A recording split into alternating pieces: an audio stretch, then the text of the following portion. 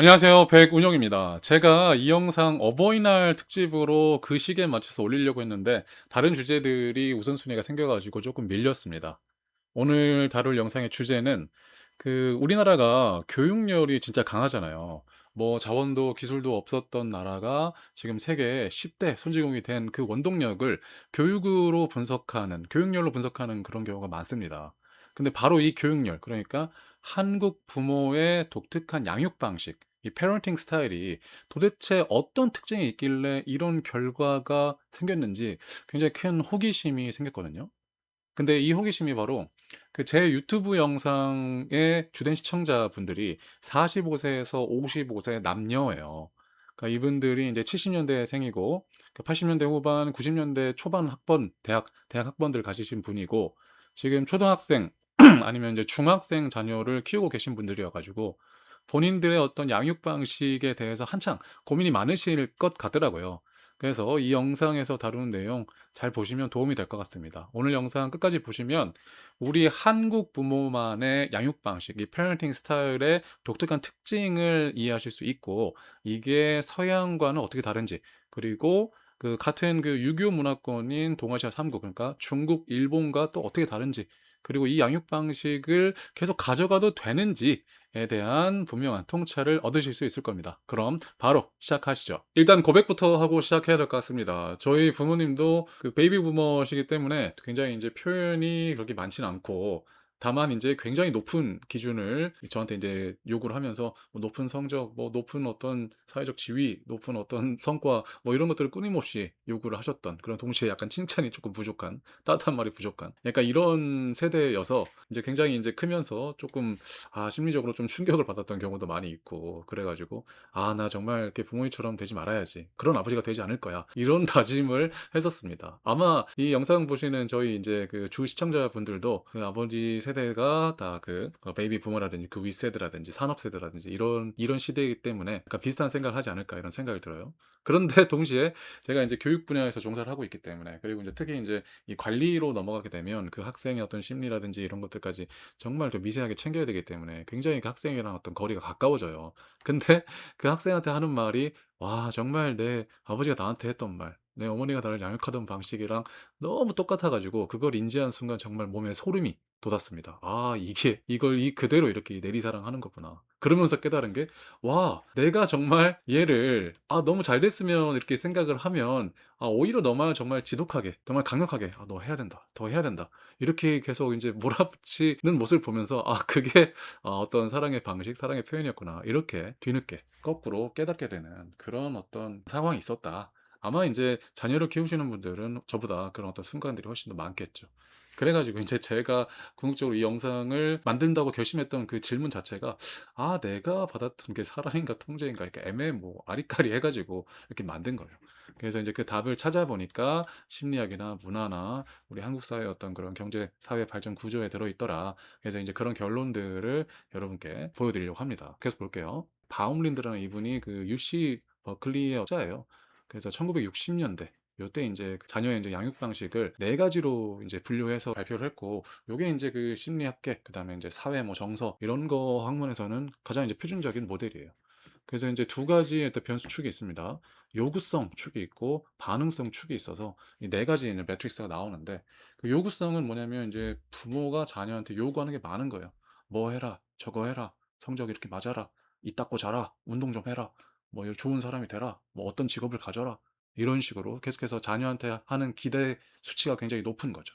그리고 인제 반응성은 뭐냐면 그런 어떤 자녀한테 기대함과 동시에 그거를 잘 들어주고 필요한 것들 잘 도와주고 문제 해결에 잘 도와주고, 그다음에 그런 어떤 정서적인 거라든지 뭐 물질적인 거라든지 이런 것들을 인지적인 거, 공부적인 대한 측면까지도 다 이렇게 얘기를 해 주는 거예요.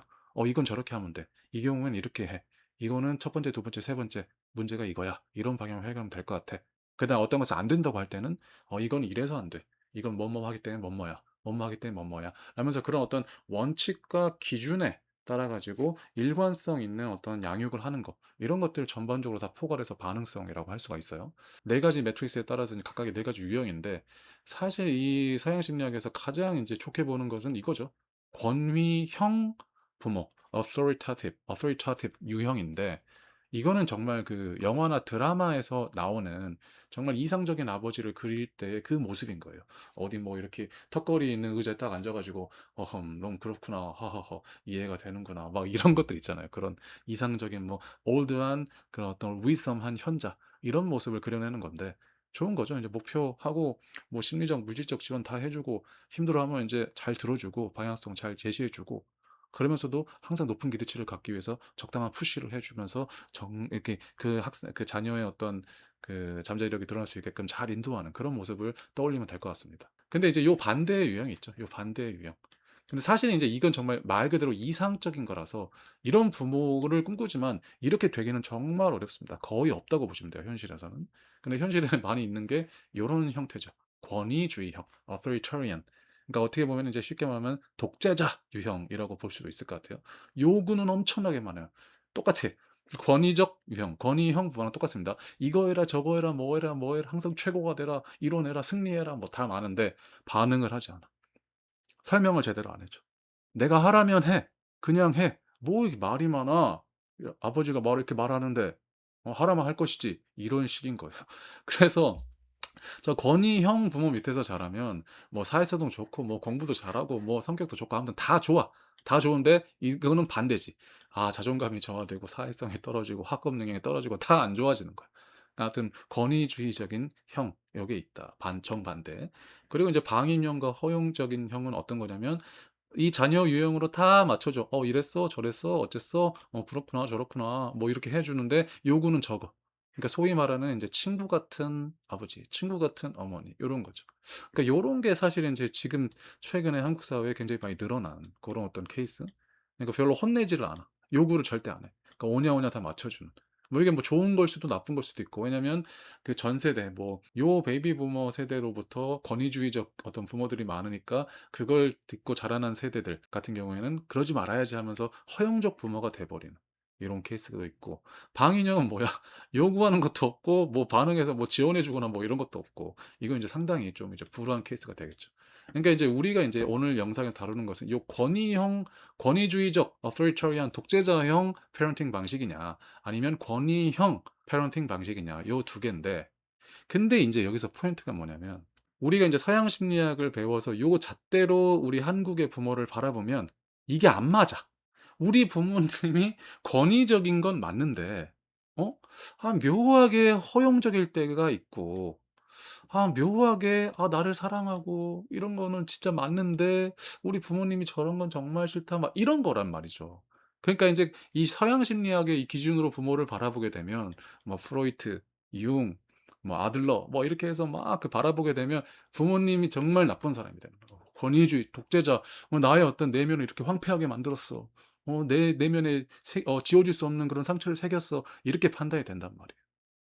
근데 여러분들 생각해 보세요. 지금 보시는 분들. 진짜 부모님 우리 부모님이 그래요? 우리 베이비 부머 부모들 우리 산업화 세대 부모님이 정말 그랬어요? 아니었다고. 그러니까 인제 이 서양의 체계를 한국에 그대로 적용할 수 없다라는 거예요. 그러니까 인제 요런 비슷한 어떤 고민들을 이미 그 당시에도 이 논문이 발표된 그 1966년 이후에도 계속해서 인제 이게 맞다 저게 맞다 가다가 이제 1994 년에 루스 차오라는 중국계 이 미국인이 그 논문을 썼어요. 정말 이 권위주의적 요게 한 이 지금 동아시아의 어떤 양육 방식을 설명할 수 있는가? 설명할 수 없을 것 같은데.'라고 해서 연구를 해서 결과가 보니까 설명할 수 없더라.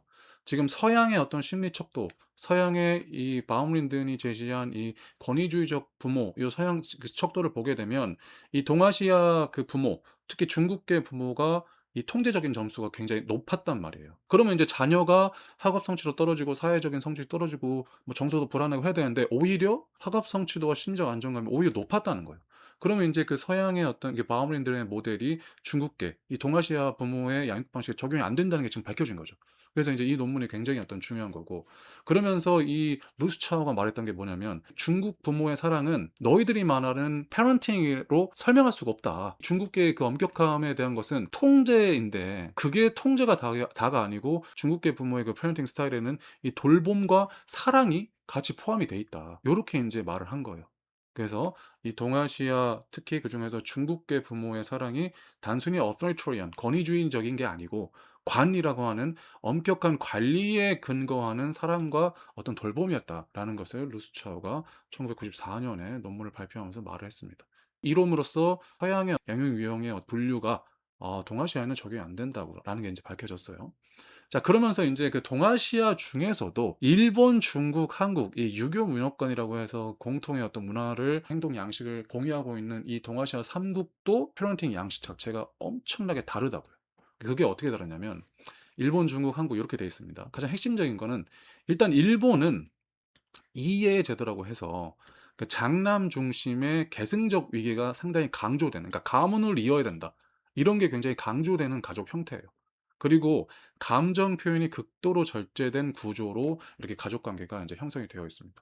그러니까 이게 잘 이해가 안 되시는 분들도 있을 텐데 일본의 어떤 영화나 드라마나 음악이나 이런 걸 보면 굉장히 감정적이고 섬세하고 서정적이고 이런데, 사실 일본 사회 같은 경우에는 정말 철저하게 그런 어떤 매뉴얼, 법, 규칙 이거에 의해서 네 자기 영역을 절대 벗어날 수 없는, 그래서 인제 깊고 깊게 그리고 이거 영역을 벗어나려고 하게 되면 메이와쿠라고 해 가지고 민폐가 되는 거예요, 자기 선을 넘어가면. 그래서 인제 선을 넘어가지 않고 그 밑으로 깊이 파고들기 때문에 오타쿠, 장인 뭐 이런 식의 많이 드러나는, 하여튼 그런 사회여서 실제로는 그 사회 구조나 어떤 분위기, 어떤 이런 것들 자체가 굉장히 어떤 칼같고 어떤 좀 절제된 어떻게 보면 좀 냉정한, 그래서 인제 일본에 대해서 환상을 갖고 일본에 가시는 분들 자체는 굉장히 좀 그 괴리에 충격을 먹는 경우가 많이 있습니다. 그래서 일본은 이렇다. 어떤 이런 대를 잇는다, 이런 어떤 개념이 좀 강한 거고, 중국 같은 경우에는 관시라고 해 가지고 어떤 혈연 관계, 아는 관계로 이어지는 그 네트워크 확장을 하는데 거기에 중심이 바로 가족인 거예요.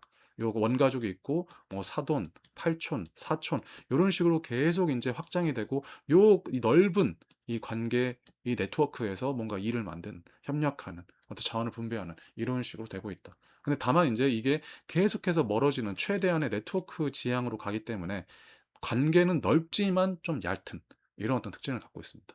근데 우리 한국은 어쩌냐. 직계가족, 직계가족 우리 5 인 엄마, 아빠, 뭐 형제, 자매 이게 딱 5 인.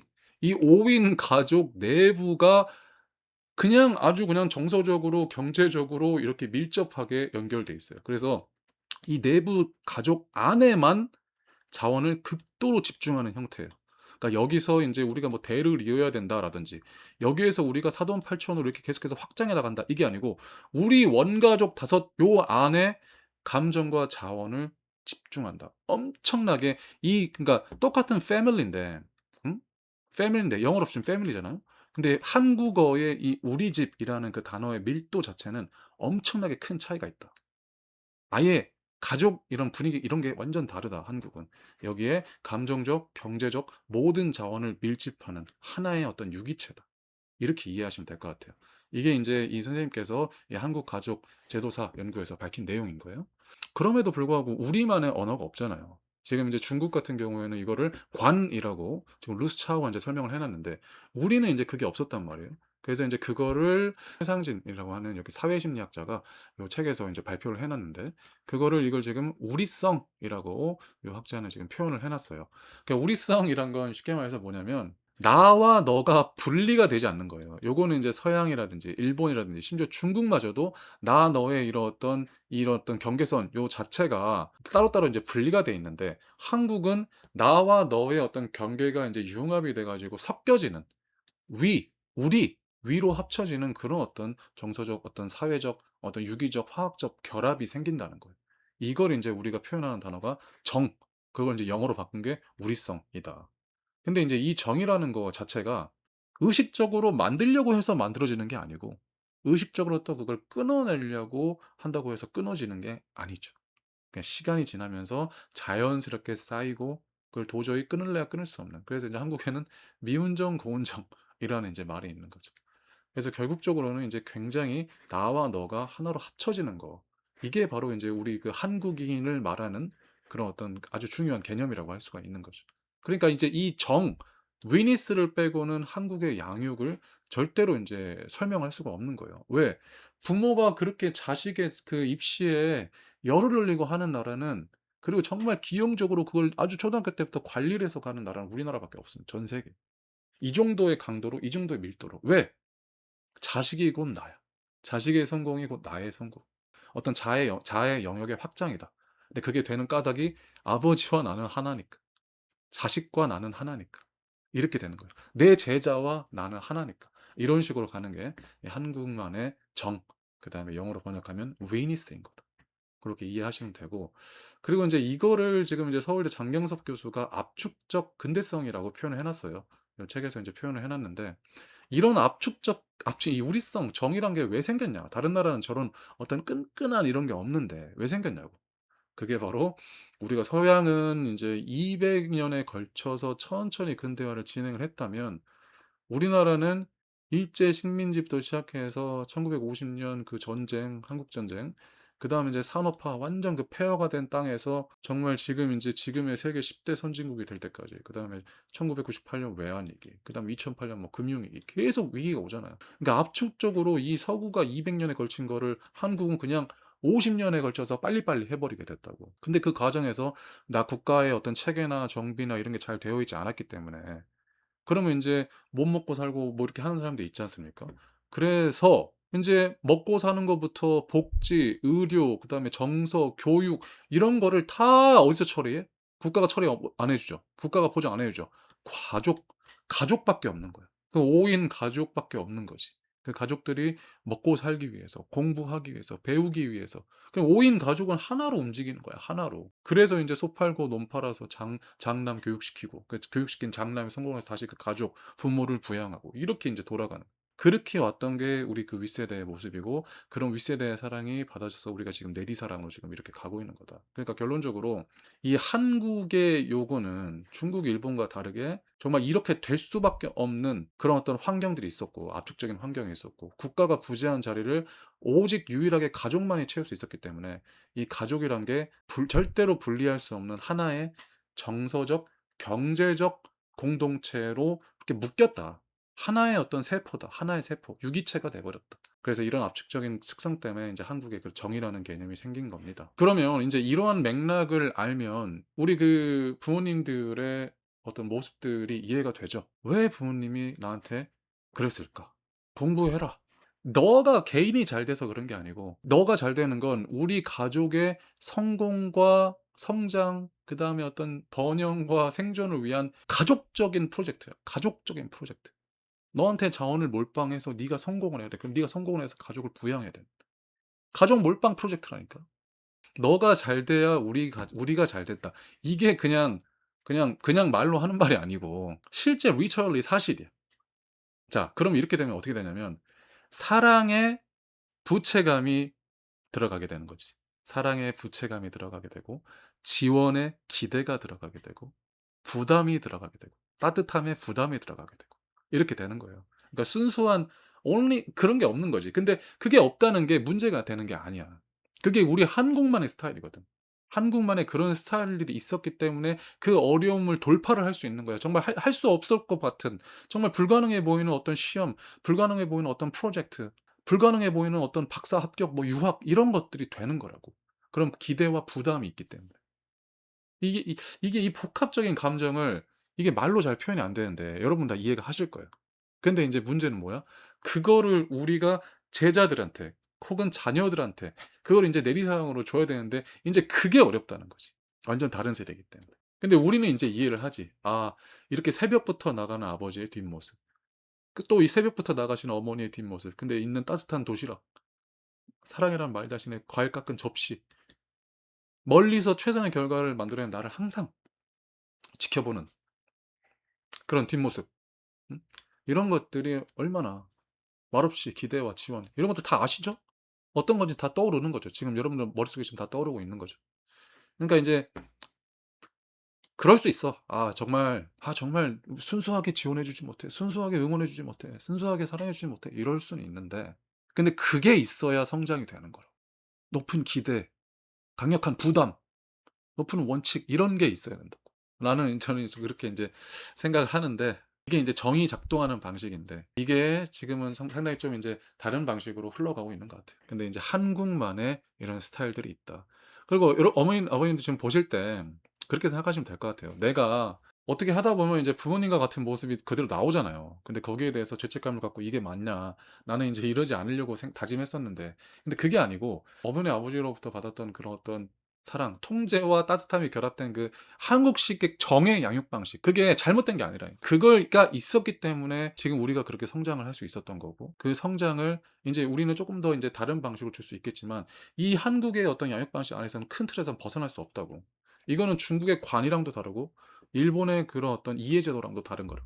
근데 서양의 어떤 authoritarian authority 이거랑은 더더욱이 다르고, 이거는 한국만의 고유한 패런팅 스타일이다. 저는 이거 좋다고 봅니다. 강력한 규율, 강력한 어떤 기대, 그러면서 말보다는 행동으로 보여주는 거. 그런 기대가 있어야 우리는 성장할 수 있으니까. 하여튼 이건 뭐 제 개인적인 생각이고, 아무튼 제가 이런 식으로 분석을 했다는 겁니다. 자, 그래서 인제 이거를 인제 저는 좀 더 이거를 넓혀 보고 싶어요. 대한민국이 기술도 없고 자원도 없는데 지금 세계 10대 선진국이 됐고, 엄청난 그런 최첨단 AI, 뭐 반도체 거기부터 시작해서 국방, 그다음에 인제 음식, 그다음에 연애, 스포츠, 이런 모든 전 세계 나라 사람들이 한국에 오고 싶고 한국에 살고 싶어 한국을 좀 선망하잖아요. 근데 그걸 다 사람들이 교육열 때문이라고 생각하는데, 그 교육열을 뭐가 만들었냐고. 그 교육열을 만든 건 부모님의 사랑인데, 그 부모님의 사랑이 사랑에 어떤 부채감이 섞여 있고 따뜻한 말에 기대감이 섞여 있고 막 이런 것 있는 게, 그게 뭐 때문이냐. 우리 한국만의 정말 압축적인 그 200 년을 거쳐서 하는 서양이 하는 것을 우리 한국은 50년 만에 하는데, 그 50 년에 하기 때문에 근데 국가가 거기에 자리를 채우지 못했어. 근데 인제 우리가 그 가족으로 채워야 됐고, 그 가족이 생존하기 위해서는 누구한테 몰빵을 해야 돼. 그 몰빵한 가족이 성공을 하고 성공해서 다시 이런 가족이 돌아가는, 정말 이 5 명이 하나가 되는 이 유기체적인 게 있었기 때문에 그 교육열이 성공을 하고, 그 성공한 교육열이 또다시 기업을 키우고 국가를 키우고 해서 지금 우리나라가 이렇게 된 거라고 저는 생각을 합니다. 그래서 대한민국을 만든 힘의 정체가 바로 이 부모님의 사랑이다. 지금 이 영상 보는 사람들 중에서 누구는 재능을 물려받고, 누구는 돈을 물려받고, 누구는 뭘 물려받고, 물려받을 수도 있고 물려받지 않을 수도 있어. 근데 한 가지 분명한 건, 우리 부모님으로부터 뭘 물려받았다? 우리 부모님의 부모님으로부터, 그 부모님으로부터 뭘 물려받았냐? 우리는 포기하지 않는 태도. 안 되면 되게 하는 태도. 될 때까지 하는 태도. 그거를 배웠다고. 그것만 있으면 물려받지 않아도 돈, 뭐 사회적으로 성공하는 거, 이런 것들 다 가질 수 있어. 그거를 만들 수 있는 게 부모님의 사랑이니까. 거기에서 시작되는 거. 그러니까 그런 어떤 한국적인 패런팅 스타일을 갖고 있는 것에 대해서 죄책감을 갖지 마시라. 그게 지금 대한민국을 만든 거니까. 그러니까 최초의 질문이 뭐였어요? 정말 '이게 너무 사랑이 하면 오히려 지독하게 엄할 수 있는가?' 이게 부모님이 나한테 했던 그런 행동과 말, 이런 것들이 다 사랑인가 통제인가, 이게 질문이었잖아요. 그래서 그 질문에 대한 답이 인제 이겁니다. 아, 부모님이 나한테 해 줬던 그런 말이나 행동, 이건 인제 분명히 사랑이다. 부모님의 사랑을 의심하지 말아라. 이게 저의 결론입니다. 뭐 뻔한 결론일 수도 있는데, 아무튼 오늘 영상을 통해서 한국인의 어떤 고유한 그런 양육 방식이 무엇인지, 그게 인제 서양과 그다음에 또 일본과 중국과 어떻게 다른지 충분히 이해하셨을 거라고 생각합니다. 부모님들 힘내시고요. 그럼 영상 마치도록 하겠습니다. 감사합니다.